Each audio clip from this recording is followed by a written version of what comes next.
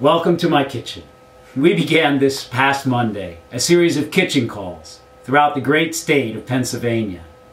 We've called them kitchen calls because when I was in the U.S. Navy those 3+ decades and had command of a ship, I would sit with my sailors and sit down and listen.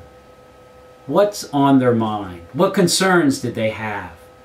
And then I spoke to them about where I wanted to take the command, what my command philosophy was, and what we could achieve together. I was up in Erie, in Bucks County, Johnstown, and the great city of Pittsburgh, into Philadelphia, the Lehigh Valley. It was tremendous. We'd sit down in Johnstown and talk about jobs. I'd be in Bethlehem and talk about the healthcare bill and how quickly we need to get it through. I'd be out in Pittsburgh and talk about small business opportunities because the majority of Pennsylvanians work or own a small business. I met with vets and how much more we need to do for those who serve our nation.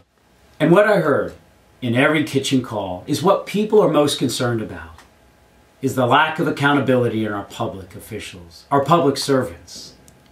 They want to be able to trust that what somebody says to them, they will do, irregardless of the consequences for their job in Washington, D.C. Take, for example, in Philadelphia. There was a hearing the other day and a forum where people came together to talk about the low conviction rate in the criminal justice system in Philadelphia. But what we wanted to talk about there is where was the accountability for the neglect of our cities? Not only to have improved that conviction rate, but to also have sat back and said, what is causing us to have the highest per capita of criminals per population in the city?